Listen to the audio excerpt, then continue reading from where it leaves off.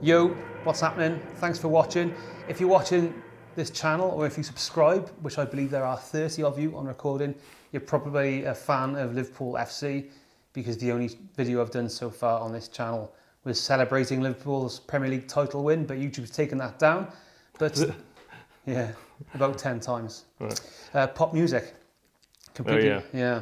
So welcome and thanks for watching. This is a new channel. We're going to be talking about loads of different stuff on here, whatever I flipping want, more or less.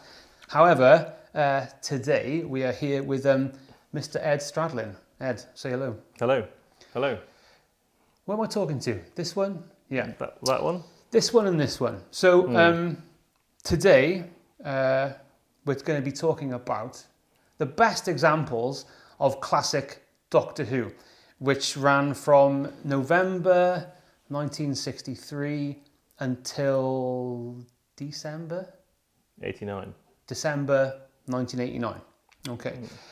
So first of all, I'm going to ask you, Ed, to explain to people watching. So away from Doctor Who, what do you get up to? What's your job? So I'm a producer in Factual TV. So at the moment I'm working on a Channel 5 programme about the royal family, which will be... Lovely. Which is for, yes, you'd love it, for ITN Productions, which is a kind of branch of the ITN News people. I've worked a lot for ITN News team actually, because I do politics for general elections and stuff, but this is for ITN Productions, which is part of ITN, but they're making it for Channel 5. It's about Princess Anne and Zara Phillips, and that's probably going to go out in, I don't know, a month or so. Hot. So you're a freelance producer, documentarian, perhaps? Yeah. Okay, and so how do you know me? Well, unfortunately, we were both brought up in this house together. Me rather earlier than Nick, and so you can probably guess our relationship from that. A torrid history of different kinds of abuse. Yeah, indeed. And so let's move on to Doctor Who. So rare, polite conversations, in fact. Sure, we're cutting a lot back with this to not hurt anyone. Now, talking of hurting people, we're going to move on to Doctor Who now. So, for people watching, Ed's going to now describe his credentials. On what basis does he have authority? On what basis do you have authority to talk about Doctor Who? Well, as you remember, I got massively into it as a sort of 11-year-old and became ridiculously obsessed with it in my teenage years. But then, as my kind of interest in television grew, and I always wanted to make television even from a young age, I got into another career, a completely irrelevant career, when I was at 21. And that went quite well. So when I was about 27, 28, I started buying up my own video kit. Digital video revolution happened in the late 90s, which meant you suddenly could buy broadcast standard kit for a few £1,000s, and a few years before that it would have been £30,000 or £40,000. And suddenly DV, as it was then, made it all possible. I bought my own kit and I started getting bits of work for BBC Worldwide, doing extras on the DVDs of Doctor Who. So you directed, produced? Yeah, and these were kind of like the same sort of format of talking heads and clips, documentaries that you'll see on TV even today, made with kit as cheap as this, really, sort of very Heath Robinson production. The first one was in, I suppose, at the beginning of 2003, so that's now 18 years ago, which is hard to believe. How many have you made? Oh, God. Doctor Who's? If you count the little 5-10 minute ones, probably more than 50, I would think. If you go and buy any of the DVD releases and watch the special features, I think Earthshock, City of Death. Earthshock was the first one. If you've got an original series Doctor Who DVD and there's a kind of making of documentary on it, there's probably about a 1 out of 4 chance that I made it. And you've worked with Tennant and Tom Baker and all those creatures, yeah? Yeah, I've met most of them. I've worked with David Tennant once because he was a Doctor Who fan. He's my age, more or less. I think he's a year older than me. And he was similarly a geeky Doctor Who fan when he grew up. And so I did the first thing he did to do with Doctor Who after he left the series. So he presented a documentary for me about Peter Davison's time on the show. And he, of course, is Davison's son-in-law, as well as being a Doctor Who geek. So he was up for that. So I'm just going to ask Ed to talk about me for a while. So what's your interpretation of my relationship with the show, as far as you're concerned? I mean, I know that you know quite a lot about it, because you would have learned that from osmosis, just from growing up with me. And also our elder brother became quite into it as well. So a lot of that, I had every episode on the song on video and was watching it a lot of the time. So he would have constantly been listening to the Tom Baker theme tune, in the house and all the rest of it. You liked it, but in the same way as any younger brother might pick things up from his elder brother. And I suppose I would guess that you wouldn't be able to name all of Peter Davison's stories in order, but you would know if someone told you a name of a fake Doctor Who story, you would know that it was fake. Sure. I think I'm more into it than you realised. What happened was that I became a bit of a different person when I got into teenage years, got into naughty things, drinking and partying and so forth. So I actually went along with Ed and his mates in '97, May '97, to a Doctor Who convention in Manchester. It was the weekend of Tony Blair won the general election, just so he won that weekend. A dark time all around. And you, I think, enjoyed having me there. It was very funny. Because as far as you and your mates were concerned, I was a kind of street cred, cool, non-fan. Well, definitely compared to the average fan you were, yeah. I mean, I was compared to the average fan, that's how bad it was, but yeah. But if there is someone, if I'm not a fan of classic Doctor Who, I would regard myself as one of the people who knows the most about Doctor Who without being a fan. Yeah, so that's probably right. So I think I probably can name every Peter Davison story in order. Okay. Yeah, I think in fact I can name everything from then.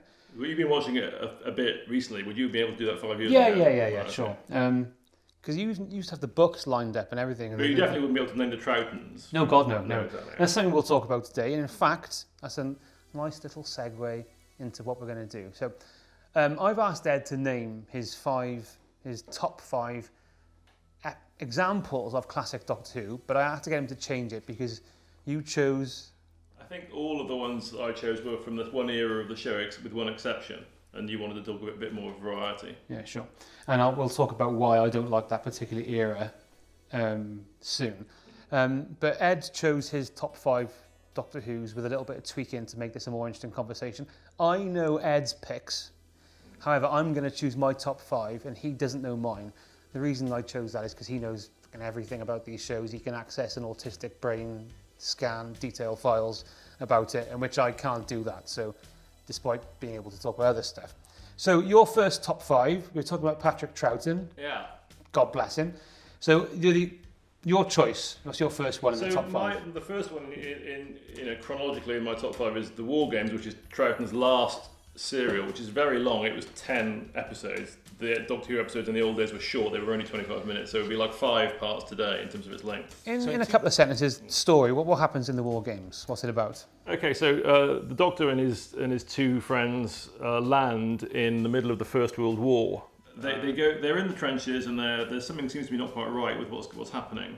And then they find themselves in a different war, in the Austro-Hungarian War of whichever era that was in, and they find themselves going through just cloudy, misty, foggy bits of land, and next thing you know, they come out the other side and they're in a different war altogether. With some fantastic special effects thrown in. I think there was some. There's a Trojan War at one point comes into it. Jesus. So we're talking black and white here, of course. It's black and white. 1969. Although it's the last black and white. I mean, there was colour TV by then. The BBC were making colour drama by then, but this was the last Doctor Who was black and white. But the main setting of it is the First World War. So we got Patrick Troughton as the Doctor Who.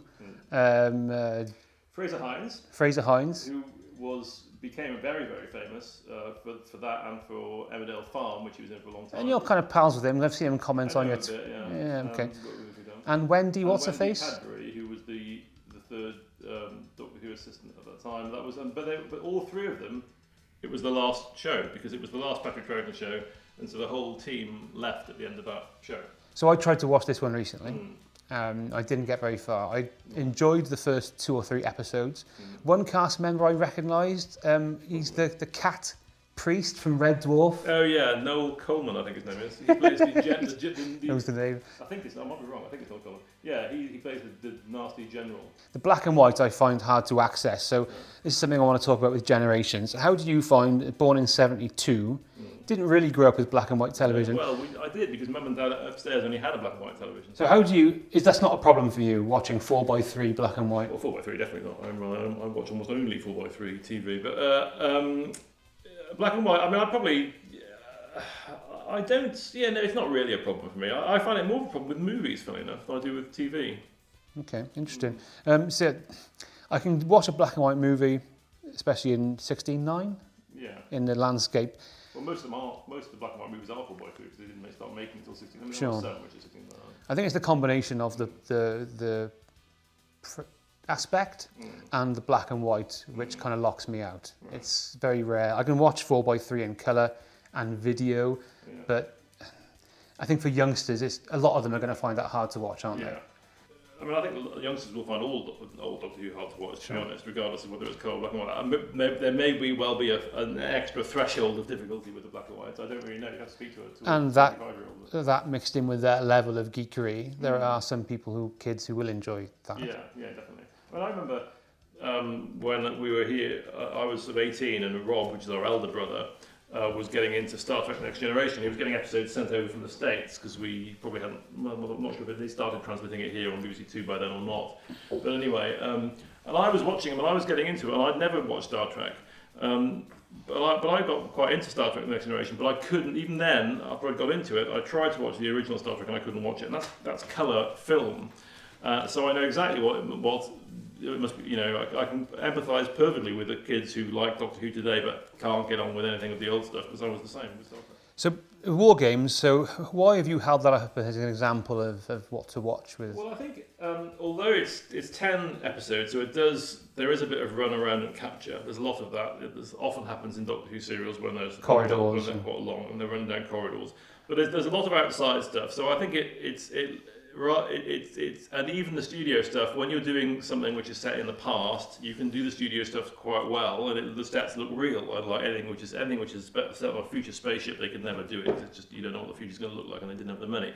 So the first thing I would say is, visually, it's reasonably convincing, even if once you can get past the black and white threshold.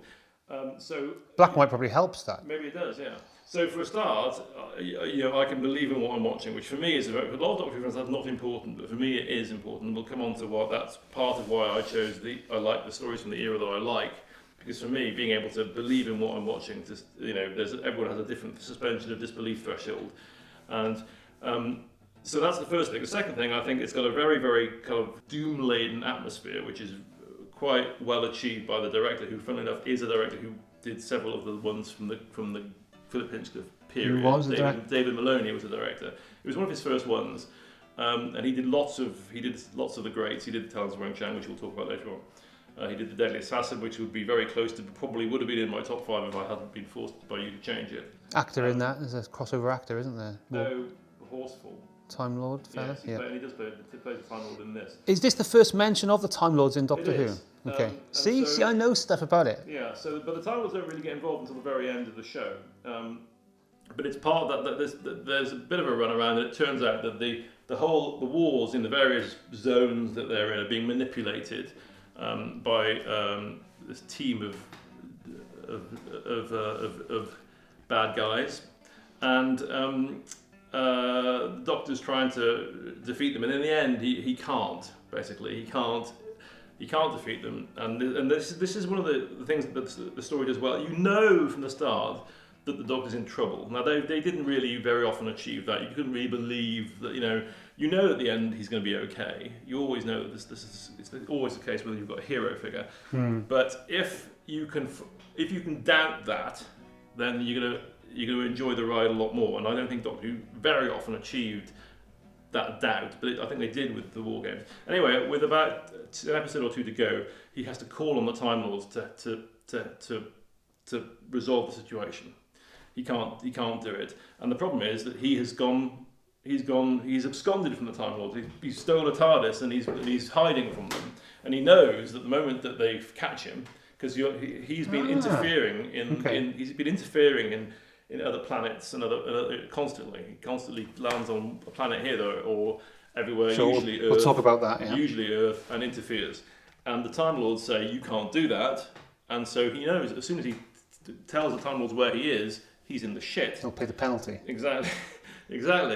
but he has to do it because there's no other way. And so at the end of the show, when he calls in the Time Lords, they put him on trial. So the last episode is basically his trial. And that's the whole last episode. You asked me to justify my actions. I am doing so. Let me show you the Ice Warriors. Okay.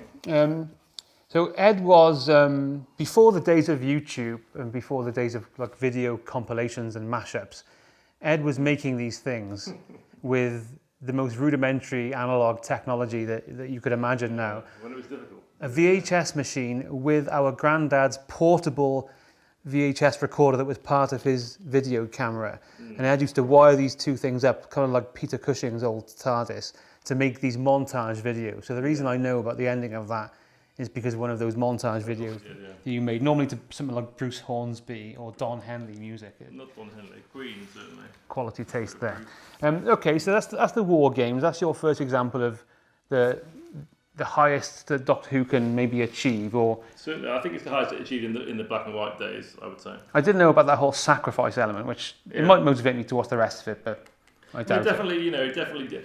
Most of them, when they go on for even 6 episodes, really lag in the middle. But actually, I don't think, even though the War Games is 10, I don't think maybe it does a bit for sort of episodes 6 and 7. But. So now's the point where I think you should ask me, what are my criteria for choosing my picks? Yes, I'm guessing that they're not the same. Well, I would say that I have a criteria. I just kind of I have to post-rationalise the criteria. But on what basis do you decide what the best shows are? So I've gone for 4, which kind of some of them are mashed up together. But number 1, action and entertainment. Right. So when I say action, I don't necessarily mean action. I just mean what's going on in the frame, how entertaining it is. Number 2, tropes. I like tropes, repeated patterns, as you know, things like this. Doctor Who tropes within the show, but also sci-fi and you can maybe chuck that in with the third one, which is influences. Okay. So what the show was influenced by, what the story might have influenced later, and then like you're more of a technically minded person. You're interested in video and film and composition and lighting and studio, how it's recorded. Yeah. Whereas the writing and imagination tends to be what I'm attracted to, really. So how it was recorded is something I've learned about because I've made the programs. It doesn't affect really how much I like the show. You know a lot about that stuff. Yeah. And I'm kind of tone deaf to that stuff. But writing and the imagination is mine. So I've gone for action, tropes, influences, and writing stroke imagination. Now, would you agree that you can categorise all different types of Who stories, but there's essentially 2 types of Doctor Who story for how I interpret them? Tell me if you agree or not. I think there's essentially Doctor Who, which is pure entertainment, family entertainment, which you could class it as action or escapism. And then you've got that. And then you've got Doctor Who, which is maybe trying to say something. Social commentary, allegory, whatever you want to label it. Would you agree it does both? You're right in saying there are some Doctor Who's that do that and some Doctor Who's which don't. That's not how I would categorise Doctor Who, but certainly it's true to say that probably a relatively small minority, maybe 1 out of every 5 Doctor Who's over the years was attempting to do something like that. I would broadly agree that would be true from what I've seen. So my first pick, which might surprise you, but and I'm going to ask you to ask me why. But my first pick is Pertwee and it's Day of the Daleks. Other than the fact that it's got the one finest moment in the history of the entire series in it, that for me would not be enough. So why is it that you like that? Well, I think it's a very good example of the type 1 story, i.e. a Doctor Who has got no ambition of being profound. However, it's a good, solid premise for sci-fi. It's excellent family entertainment. Now, what I like about it is that the levity decreases as the story goes on. So you've got parts 1 and 2, which is hilariously funny and light and Pertwee at his most flamboyant. But then as the story progresses, it gets more serious and the comedy reduces. And I like that about, for example, the Lord of the Rings trilogy, for example, is Fellowship's quite light the first hour and then it just gets more serious and less comedic. And I think that's good for family entertainment, which is what it's supposed to be. It's a good visual story, so you've got essentially those 2 locations. So what happens, so tell the guys what happens. So in Day of the Daleks, there are gorillas, not as in monkey gorillas, but gorillas as in warfare gorillas, who go back in time to what is the near future in 1972, so probably the 80s, early 80s or late 70s, whatever it is. They go back in time to assassinate somebody who their history books tell them will be responsible for all sorts of disasters and wars in the future. A diplomat or yeah, politician? I think he's a politician, yeah. But he's innocent, he's not a bad guy. No. So they go back in time to kill him, and it turns out that then the Doctor finds, and Joe Grant, John Pertwee and Joe Grant, played by Katie Manning, find this time travel machine. She presses it by accident, and she gets looped into the future, where she arrives in a dystopian Earth. And then the Doctor has to go and save her. And it turns out that the Daleks are behind it all. But they don't need to be in this story. No, and they weren't originally. They're completely unnecessary. I don't think they were originally. This should have been a Cybermen. I think I'm right in saying that Louis Marks, who wrote it, might have. I mean, you have to check this because I might be wrong, but might never have had might have written it without the Daleks even in mind. It's interesting that you liked it. If you just got into Doctor Who, or you were very young when you first saw it, I could see how this would be absolutely one of your favourites. And Stephen Moffat has talked about this story recently in a programme I did a couple of years ago, which was about the whole of the John Pertwee era. And he talks about Day of the Daleks because he was very keen when he was running Doctor Who about writing shows which had time. You know, he played a lot with the time paradox concept in his. Yeah, but that wasn't even in his era. Russell was producing it when he wrote that. But he did 4 years of stories which, maybe one out of every 2 or 3. Involve people going up and down their own personal timeline or whatever, which, funnily enough, despite being a time travel show, Doctor Who didn't do that very often in the original. So here's a question: was this the first time it did that? I can't immediately answer that. It might have been, but it's the classic paradox of time where it turns out that the guerrillas are wrong. The Reginald Styles didn't cause the war; they did by going back in time. You're trapped in a temporal paradox. So the classic time paradox. If you go back in time and you meet your own grandfather and then you have an argument and you kill him, how the hell are you ever going to be born? And if I can never be born, how can I go back in history and meet my very own grandfather? As Martin Sheen said, the classic paradox of time. And I'm exactly about to talk about that film. I'm talking about the classic paradox of time. That is a Martin Sheen quote from the Final Countdown movie, which is one of my favourite movies, despite most people would say it's not a classic movie, but it's one of my very favourite movies. I think it's what you call a cracking little movie, is the Final Countdown. Yeah. And the reason it's my favourite movie is because it's the first time my eyes were opened, or my mind was open to this concept. I had just never thought about it before, and I found it amazing. And it's a spooky film, isn't it? It is spooky, and I do think it's actually really quite a good film, but it's not particularly highly regarded. I have to accept this. And I think if that was the first time you saw Doctor Who and you were kind of susceptible, I can absolutely see why you'd love it, and but of course by the time I'd seen it, that time paradox was nothing new to me. Terminator had been released by then. I probably wouldn't have seen the Terminator at that stage, or I wouldn't have seen it. See, I remember you rubbishing the Day of the Daleks when we were kids, because that was one of the early VHS releases. And we watched it a lot because of the humour, but I remember especially you rubbishing Terminator, saying, I've seen that already. If it was the first time you were familiar with the concept, I can see why you'd be excited by it, because as I say, that's the reason I love the Final Countdown. I think, again, bringing Stephen Moffat into it, I think he's making either a series or a film of the time traveller's wife. Was it Audrey Niffenegger book? That's been done, isn't it? I think he's been done as a movie, so he must be making a TV show of it. And I mean, he loved that book when it came out. I can remember him talking about it, and the River Song Doctor Who thing is very much kind of as they go backwards and forwards into this timeline is kind of borrows from that. But I always thought that the reason that story was so popular is because it was a kind of romance. So a lot of women read the book who would not normally be interested in time paradox stories, and they all had their minds open to a time paradox possibility by the time traveller's wife. I was reading that book and thinking, it's one of the very first books I never finished. I didn't like it at all because the time paradox was nothing new to me, and I found the romantic side of it quite trite. But I suspect it opened up a lot of people's minds to the time paradox, the fascination of that, who'd never thought about it before. And I think perfectly valid vehicle to do so. I think. Yeah, absolutely. And I think it might be. This is only a theory because it's because of my feelings about the final countdown. Because it was the first time. I think a lot of people might love Day of the Daleks for that reason, because it's the first time they thought about. Oh my God! What about that? Well, I like the two locations. It gives it a visual. I like stories which have a firm grounding in geography, so you can know where you are in the stories, and it's got that at the end, which is where the Daleks are a problem, because the Daleks and their henchmen, who are like these big gorilla types, funnily enough, called Ogons. So and the Daleks need these other aliens to help them, because you've got this attack on this mansion that happens at the end of the story, and it's what should be, and this is something I'm going to talk about. This is what should be a dramatic climax to an action premise. But it just looks so ridiculous. You've got these like wobbly Daleks wobbling towards this mansion. They got to go up the stairs and they got to like open these French windows with this. Yeah, but you know that the nickname that story had for Doctor Who geeks like me throughout the 80s and 90s, it was 3 of the Daleks rather than Day of the Daleks, 4 of them, because there were only 3 of them. Yeah. Okay, but so this is I'm going to go back to that later. But again, talking about influences. So this influenced perhaps other things.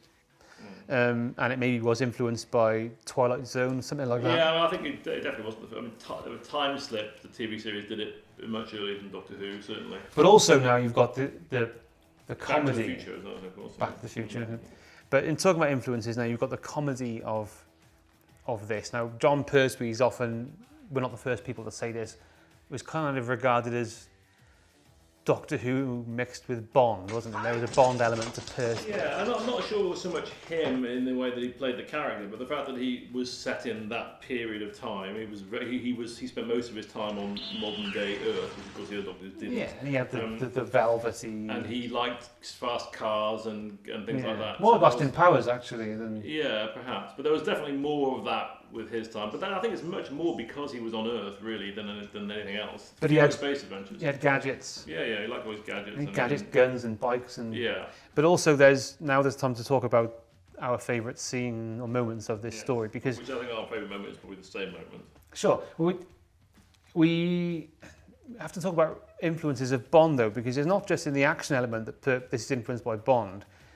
The love of wine and the constant references to wine is very Bond, isn't it? Both Roger Moore and Sean Connery. Huh. Maybe I misjudged Stromberg. Any man who drinks Dom Perignon 52 can't be all bad. Dom Perignon. Any man who keeps Dom Perignon can't be all bad. Something you can be certain of with politicians is that whatever their political ideas, they always keep a well-stocked larder. But this is recommended for people who like the sardonic elements of Doctor Who, because there's just this amazing scene, isn't there, when he's getting attacked by the gorillas and he performs one of his Venusian aikido karate throws, basically. It is actually much more like aikido than karate. Yeah. So aikido is where you use the attack of the other. But anyway, you've got to check out episode 1. I mean, this, by the way, this is not. I mean, people find it funny, but this is not by any stretch of the imagination in the Doctor Who world. This is not regarded as a particularly classic moment. Really? No. Well, I mean, I think people like it, but it is not. We give it a much, higher place in the Doctor Who pantheon than is normal. Fantastic. And because we had pretentious parents who talked about wine a lot, we enjoyed these moments. But the karate, the aikido bits just... But what's wonderful about it, of course, is not the aikido bit. It's the fact that while the gorilla has done his... There's obviously a stuntman who quite convincingly go arse over tit. And then while he's still perfectly conscious and about to get up and attack the Doctor again, the Doctor takes a sip of his wine and puts it down again. without the sip of the wine, there's nothing special about that. It's only the sip of the wine that makes. But it's that, and and the fact that he's been talking about this wonderful cheese and wine to Joe and being a Julie Goulden food and drink arse basically for the previous 10 minutes that makes it so wonderful that moment. Yes, that's a most good humoured wine. Yeah, it's just a fantastic moment. One thing I also like is the, talking of tropes, is the collaborator character who's played by Aubrey something? Aubrey Woods. Aubrey Woods. Now, he's the guy I think who gives Charlie the ticket in Willy Wonka and the Chocolate Factory, so he's in that movie. But I like that archetypal kind of conflicted collaborator character. He's in a very good Blake 7 as well, probably the best Blake 7. Gambit. Yeah. but he plays that subtly. I think he gets that line just right. You don't know if he's evil or if he's struggling with that. And I think that's a fantastic trip. For that reason, I was watching last night. I was watching the in bed. I often think about him in bed, but on this occasion, I was thinking about him when I was watching the Trump show last night. I was watching the first 2 episodes of the Trump documentary the BBC have just run, and I was thinking about him, because of this whole. Let's not talk about Trump. How much, to what degree did his various, acolytes, as we thought they were, realise even at the time that this was a bad guy, but I've got to do this, and that's the dilemma that he's in. You don't know whether he's really with them or whether he's not until you find out at the end.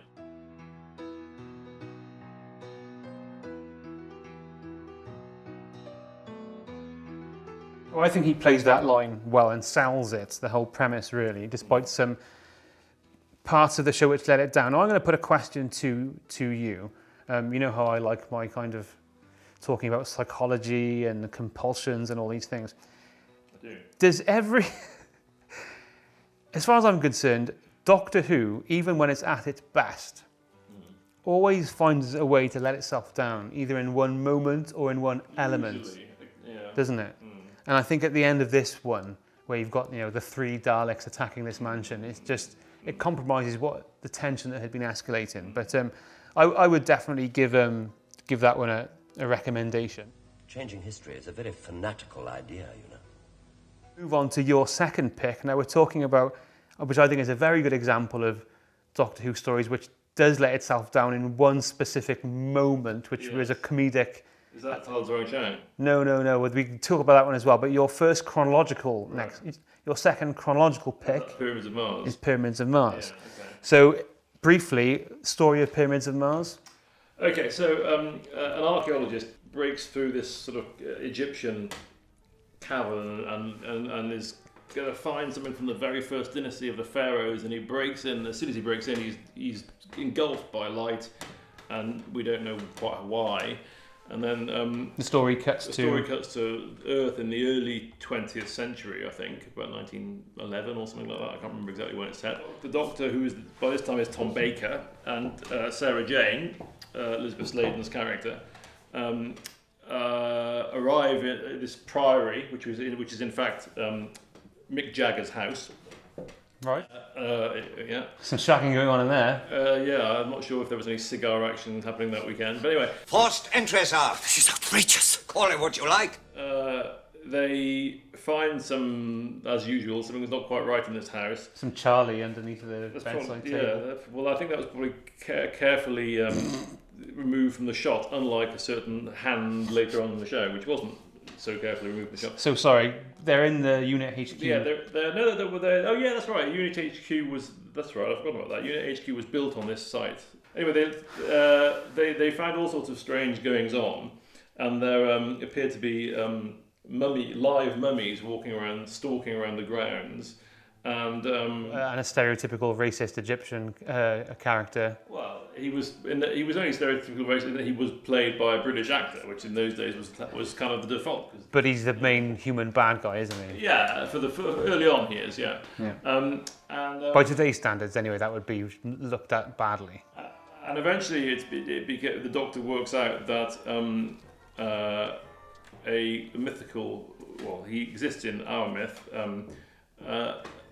A character called Horus had imprisoned this evil entity called Sutek, and the Sutek had taken over people who were working in this house. The owner of the house was the archaeologist Bernard Archer's character, and he had the really gaunt-looking. That's right. He'd been killed when the light engulfed him. He'd been killed.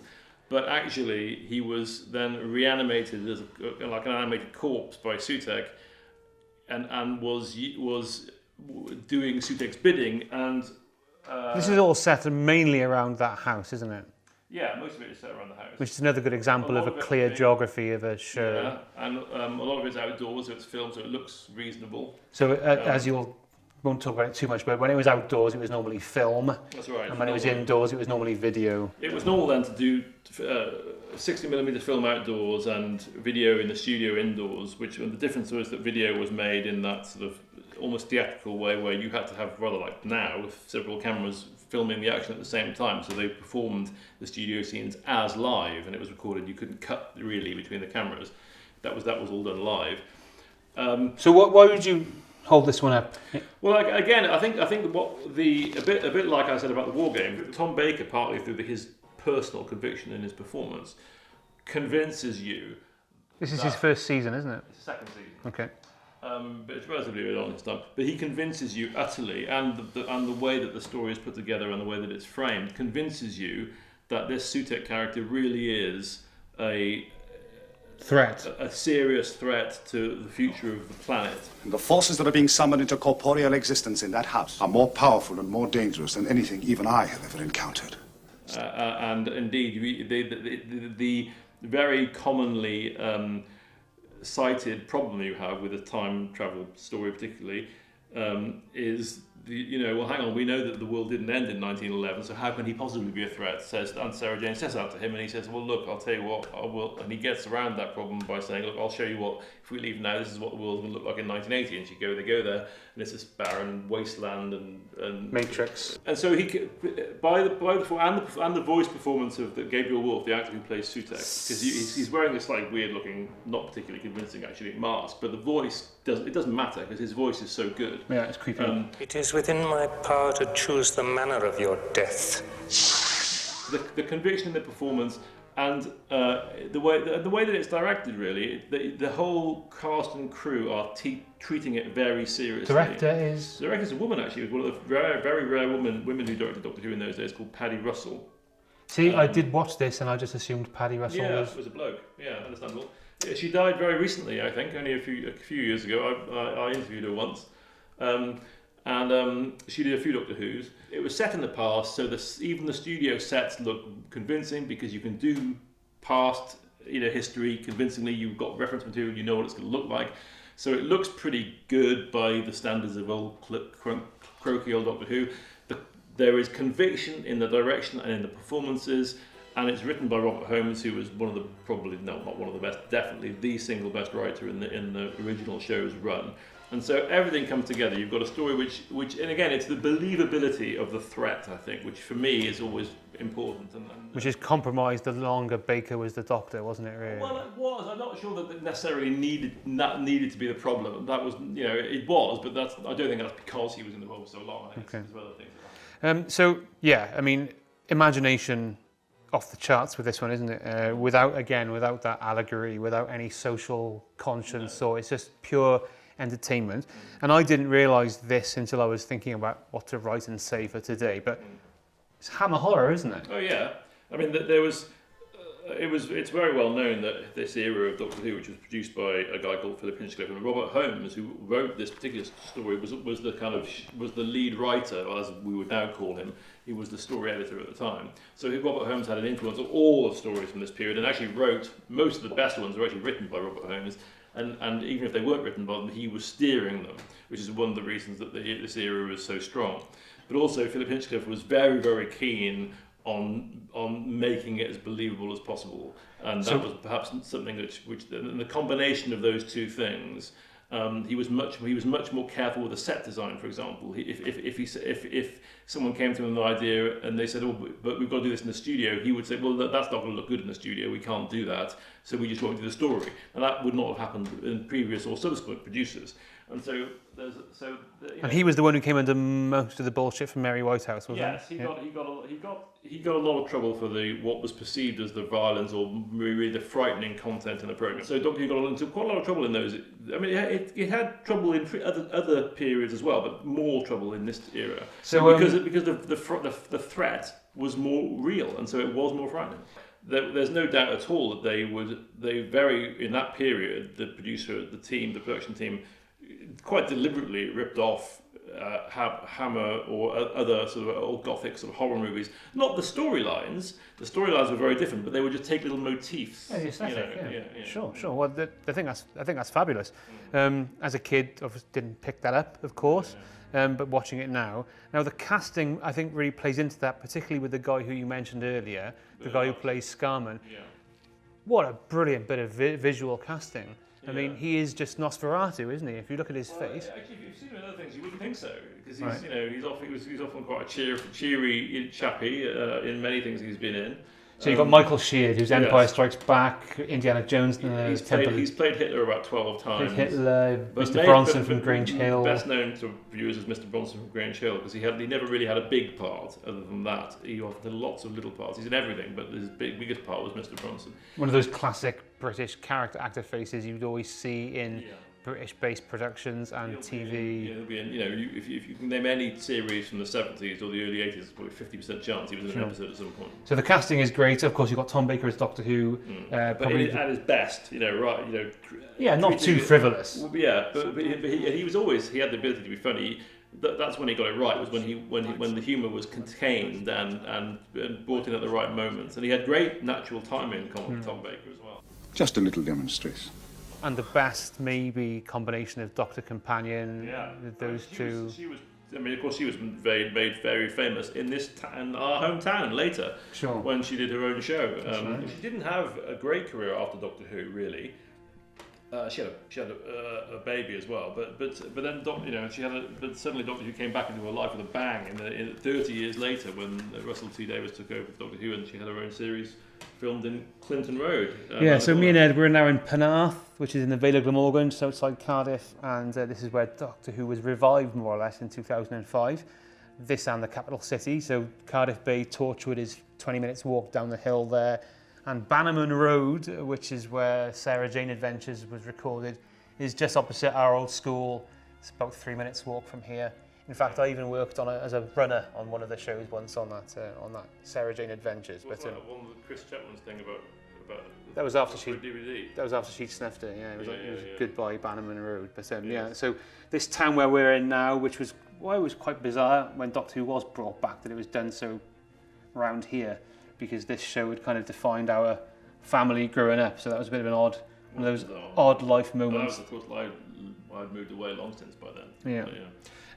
So the director we've gone over, and so the moment it lets itself down is obviously that there's one moment where Sutekh stands up in his cavern. I don't think this really counts as a moment that lets Doctor Who down, really. But they could just go, why not just film it again? Sure, I'll come to that. Okay. I think Pyramids of Mars doesn't really have one, because I don't really think this is in the same category. So there's a sequence in, I think it's the last episode, when the Sutekh character gets up and stretches, and because he's been freed from his prison, he hasn't been able to get up from his seat, and he gets up, and as he gets up, you can see a little, he follows through as soon as he gets in. You can see a little hand, a production engineer's hand, which has been holding down a cushion, and it just slips out of view.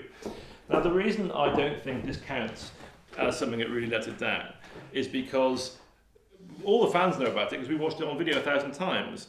But the people who watched it, and this was watched by 13 million people probably. So there wasn't the foresight that it would be. They wouldn't have bothered with there'd it. There'd be a canon of.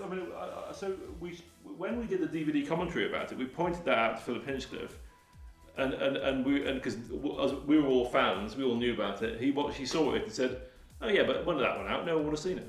So he wasn't even bothered by it, because for him it was a show to entertain 13 million people in 1975. And they were working to a pretty tight schedule. Absolutely.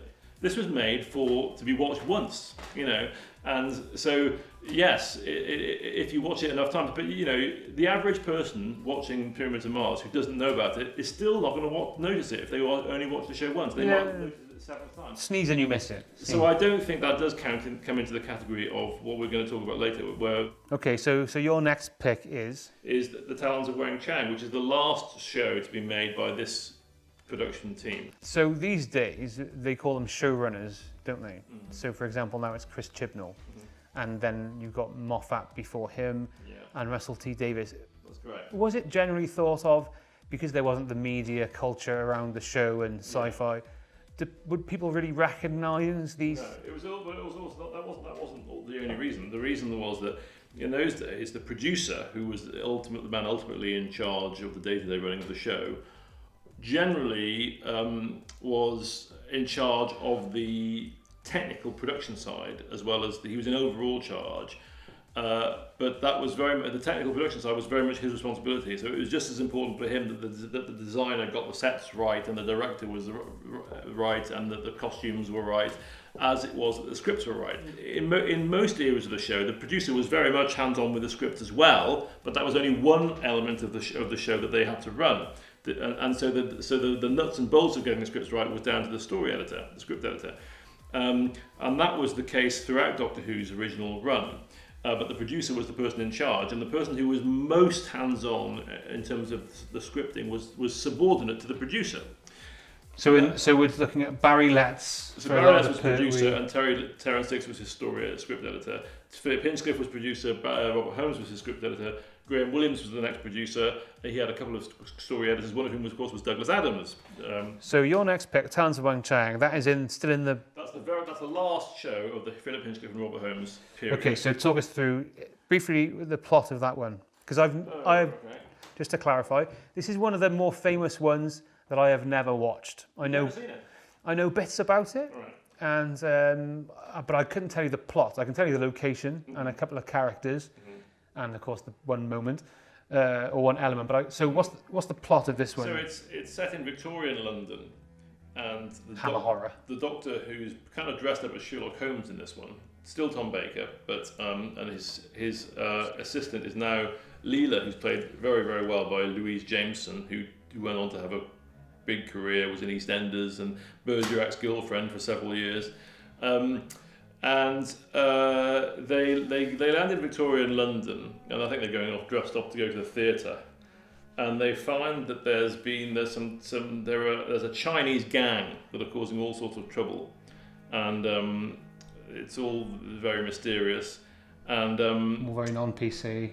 Well, we'll come to that later. That's a whole different discussion. Which is, when my generation decided that Talons of Wang Chang was one of the best stories of Doctor Who's, those concerns were just didn't exist.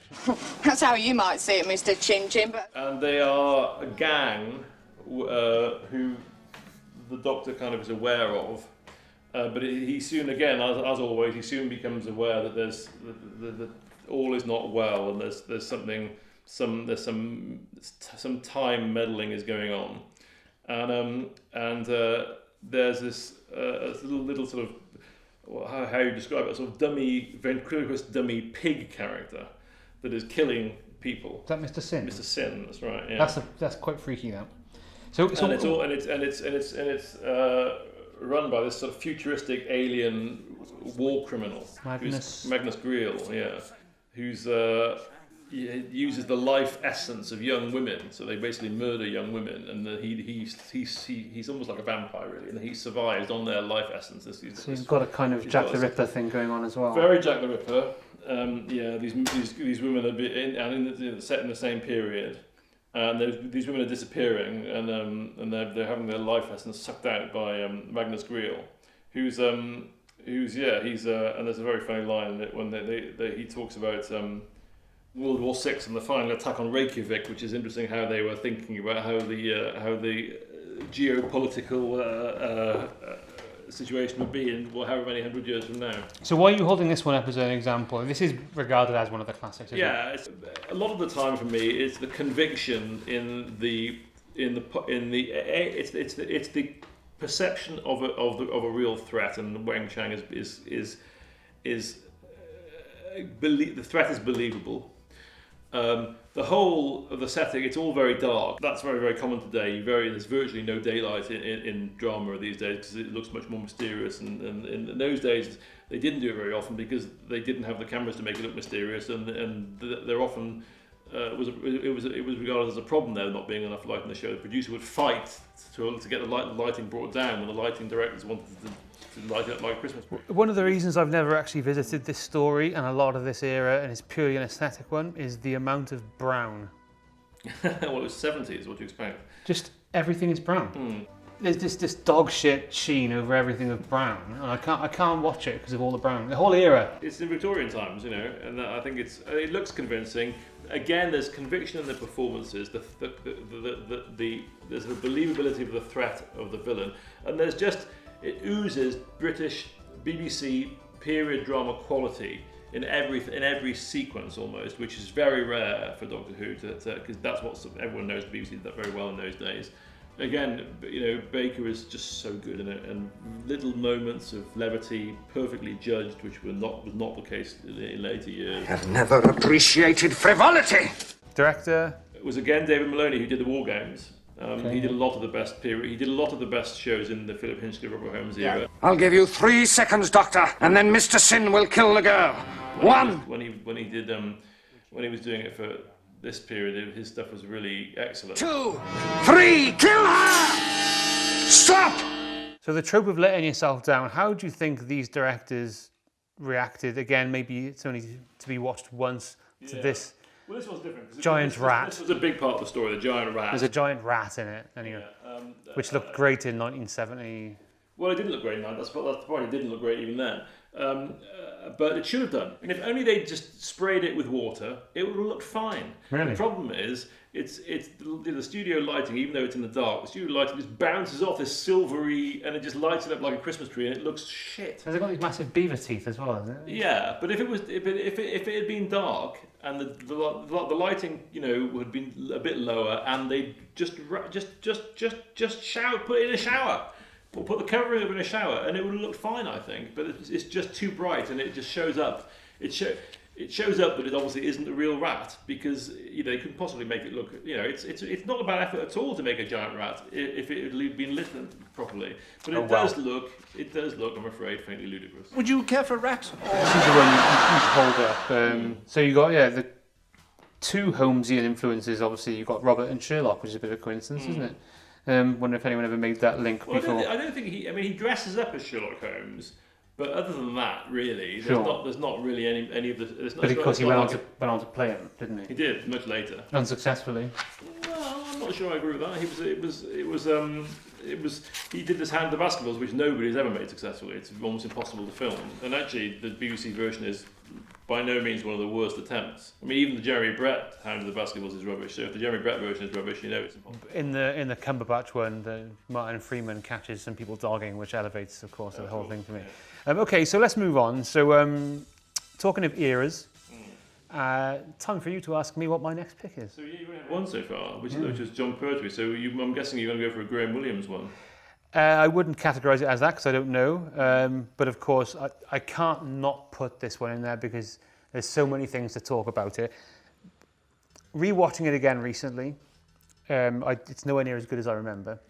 But I've got to go for City of Death, which is not going to be a surprise to any Doctor Who fans or anyone who knows the show. But so, story of City of Death as briefly as you can. Doctor, still Tom Baker, but this is a few years later. He's now with his companion Romana, who is also a Time Lord or Time Lady, as they were then called. And Richard Dawkins, his wife. Not anymore. They think they split up. Sure. Yeah. She's had a few. But she was about to become Tom Baker's wife. They got married about a year after this, and then later on became Richard Dawkins' wife, Lala Wallach. And they are in Paris, just enjoying being in Paris. In real Paris. Yeah. That's filmed there. And they experience a time slip. Time, as usual, they're happily enjoying themselves, and they realise that something's not quite right. And this time it happens in a cafe when they experience some time slips. And there's a guy who is a Count Scarlioni, played by Julian Glover. So let's go straight on to tropes. Yeah. So even as a 14-year-old lad watching your P.D. James cover her face VHS tapes, I'm really getting into this at the end of episode 1, I think it was, and I'm enjoying the suspense and the mystery. Yeah. And then fucking Julian Glover turns up at the beginning of episode 2 or something, and any notion that he's not going to be the murderer is gone straight away, because even at that age, I know Julian Glover plays bad guys. Very careful. Don't trust anybody. But yeah, Julian Glover plays the bad guy, Count Scarlioni. Yeah. This was before he did Bond. Not long before, but yes. Not long before he did Empire Strikes Back. Very soon before. City of Death would have been shown in, autumn 79, so they would, 79. Now, this is probably, my criteria. Action entertainment, I've got to say not that great. No. The first episode, they're walking around Paris. There's a lot of running around in Paris. A lot of running, I think about 12 minutes of running in Paris. However, there's just about a 15-minute period in episode 2, which is just absolutely delightful, which is when, after the Doctor and Romana have been caught in the Louvre museum, and they get taken back to Count Scarleone's chateau, and along with Tom Chadbourne. He's in a lot of things. He's in a few Bond films, British character actor who plays a detective who's kind of like a comic relief in a story which doesn't need any more comic relief. No. But they get taken back and they get put in the prison, and the whole interplay of those 4 to 5 characters. I say, what a wonderful butler. He's so violent. Hello. It's fantastic. Duggan, what are you doing, for heaven's sake? That's a Louis Cairns. And that 15 minutes really makes it for me. So you've got the action entertainment isn't that great, but the writing, the imagination. Now, you've got to talk about Douglas Adams. So he didn't actually write this story, did he? He did, really. He was the story editor at the time. He only did one series as a story editor, Douglas Adams. He'd written a script in the previous series, and he was the story editor for this series. But then what happened was, which if you watch my DVD program, you'll learn all about it. What happened was the original writer delivered a story which they couldn't really do, and they were trying to get. And what would normally happen is that Douglas, as the story editor, would be chivying him to say, "Look, we need to make these changes. Can you work about this?" And they would work on it together. But he couldn't. I think he had another job, and he was getting divorced, and he just couldn't do it. And so basically, Douglas Adams had to just rewrite the whole thing. So the story involves a alien who is hiding on Earth.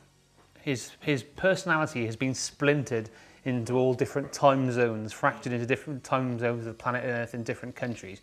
And one of them is Count Scarleone, who's in Paris, and he is getting previous incarnations of himself to make copies of the Mona Lisa so that he can collect them in the present, which was 1979, and have enough money for the science equipment to go back to the creation of mankind, which is when his race was destroyed. And that's a very nice piece of capital investment. Stop himself being splintered. And stop himself being splintered. But what he also has to do is he has to cheat, because he can have a slight telepathic communication with all the various previous splinters. But the latest splinterer, Captain Tancredi. The latest splinter is the Count Scarleone in 1979. And all the others are in previous eras. So we are told that he's spent all this time sort of chivying the previous splinters to try and push forward human evolution to make the technology available to him in 1979, which can imagination absolutely off the charts. So it's so Douglas Adams. There's a writer who I like very much who is often compared to Douglas Adams you wouldn't have heard of him, called Jasper Fforde. Was it Ford with an E at the end? 2 F's and an E at the end, yeah. Got all his books up there. And he writes stories about what he calls a literary detective. So one of his detective characters actually goes into classic novels and lives in them and changes the course of history through these classic novels. And it's so similar to the whole idea of the artistic heists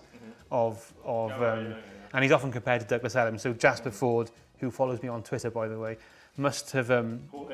Well, in his novels, Wales is a separate socialist state, so you'd love it. But he's English.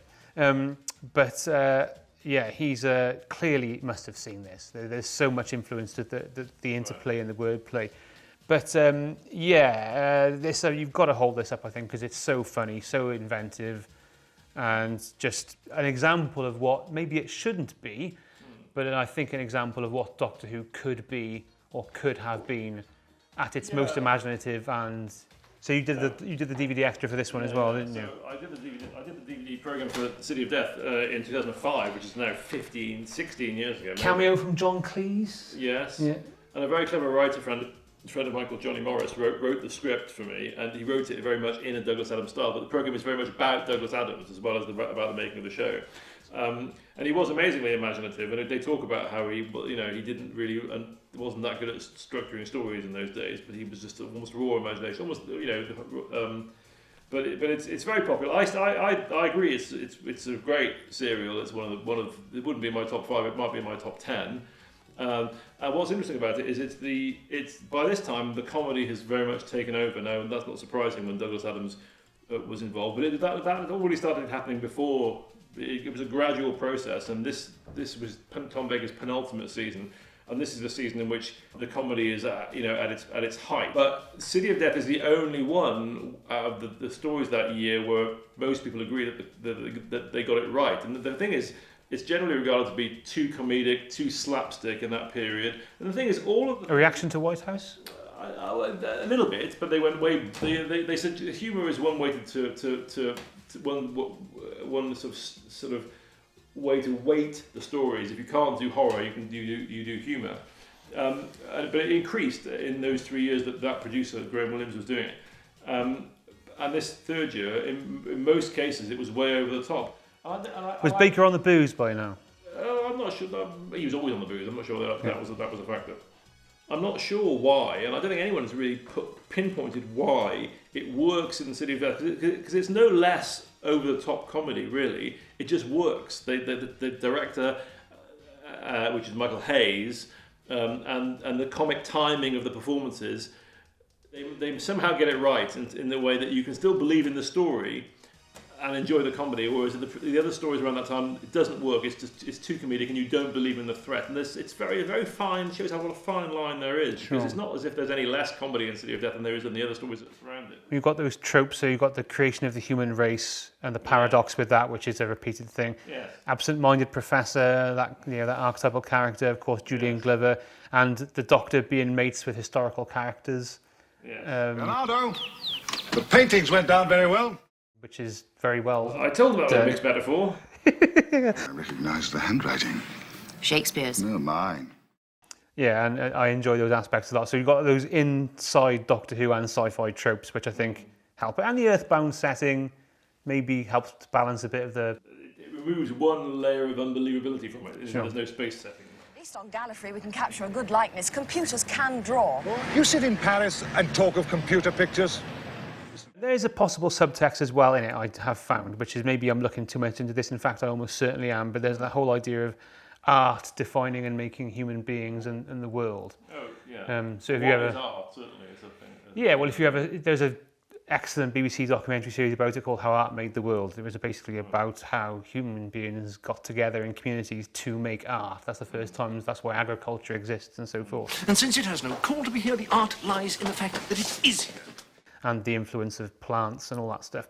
So there's a possible subtext there. Look, Douglas Adams was very interested in psychedelia and all this sort of ideas. So I think there's some possible influences there, if not subtext. Excellent.